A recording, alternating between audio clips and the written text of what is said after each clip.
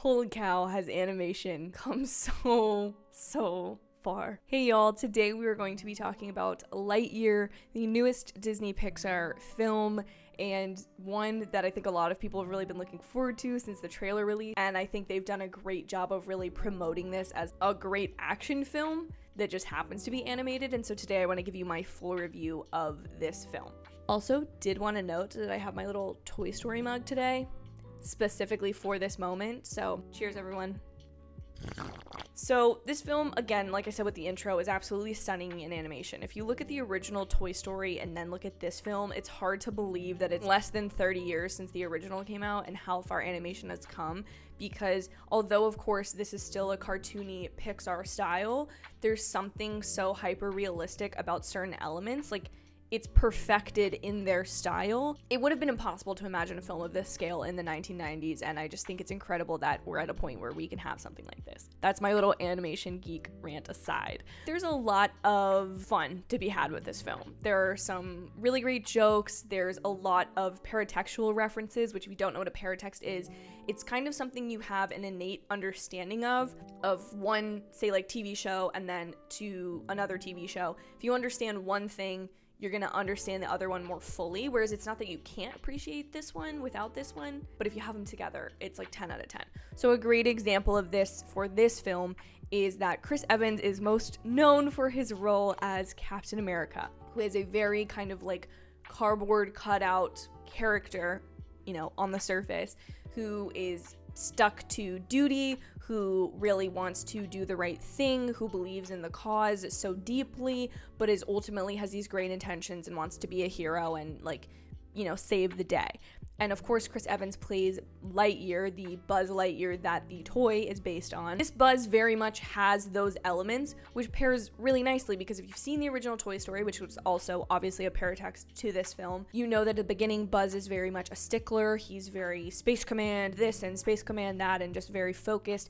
And so I think that pairs really intelligently and nicely with this Chris Evans portrayal of Buzz Lightyear, of the other Buzz Lightyear. You see the character, which does look, they've animated him to look like Chris Evans, and you kind of get that mashing of the original Buzz Lightyear before he realizes he's a toy with Captain America to create this really full understanding of who Buzz Lightyear is. And that's something that happens just subconsciously from the first time you see him on screen.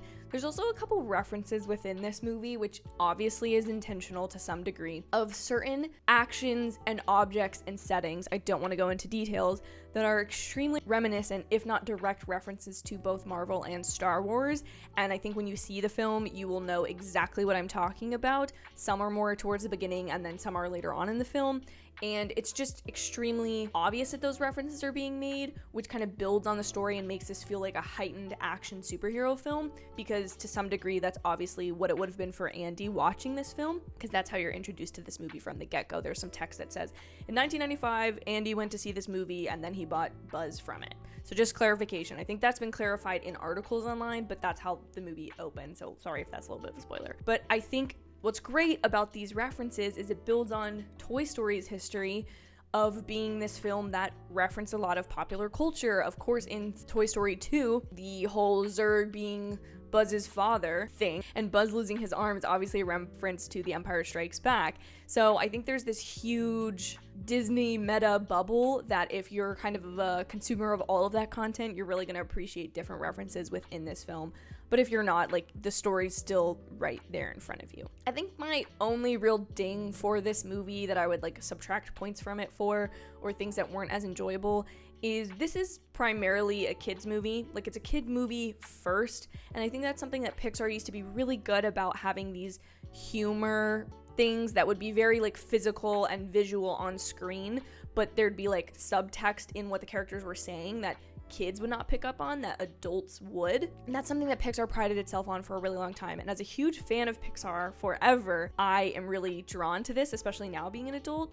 Yet I feel like in some of their more recent films, they take more of a cheap shot with jokes and lean more toward the childish side of humor. Some of those don't hit as well, especially if you're going to see this movie as an adult who just is reminiscing on your childhood nostalgia or your love for these animated films. Obviously, there were 2 little kids in the theater that I went to. One had a Buzz Lightyear toy, which was absolutely adorable that he brought it to the theater, and the other was a 10-year-old little girl sitting next to me who turned to her mom the minute the movie was over and was like, "That was amazing. I love that movie. I can't wait to watch it at home." And so I think there is enough about this film that after a couple watches you could probably get more from. I just do feel like there's a reliance on this childish form of humor that I think in some ways undercuts what the film could otherwise be, and that's something that I just think with a lot of other people entering the competitive 3D animation space now and talking about, you know, Academy Awards down the line, there could be a film that has a better, more cohesive story than this one that maybe doesn't rely as much on the childish thing. Maybe I'm harping too much on that. Overall though, I think this is a really, really fun time. I highly recommend going to see it in theater, and I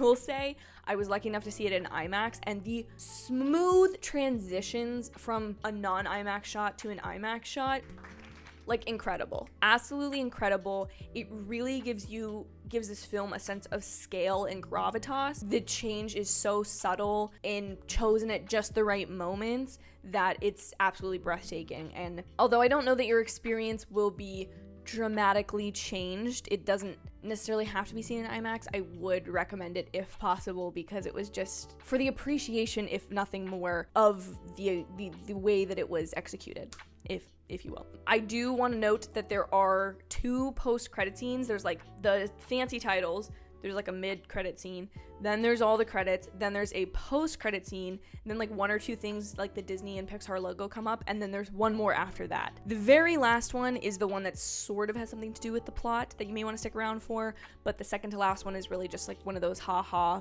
post-credit scenes. But just be aware, since I am going to have this review out before the film comes out, you've been warned. That is all for this review. Please let me know what your hype level is, your anticipation, or your review of Lightyear down below. I would love to read all of your thoughts and opinions regarding this movie. Please also click the like button of this video if you enjoyed the review, and please consider subscribing if you like me and my thoughts about movies, because I make movie reviews, TV show reviews, just kind of spill my thoughts and love of entertainment on this channel. So I would love for you to join me in this little community we have. Thank you again so much for watching this video. I hope you have an absolutely amazing day or night whenever you're getting to watch this, and I will see you in my very next video. Bye everyone.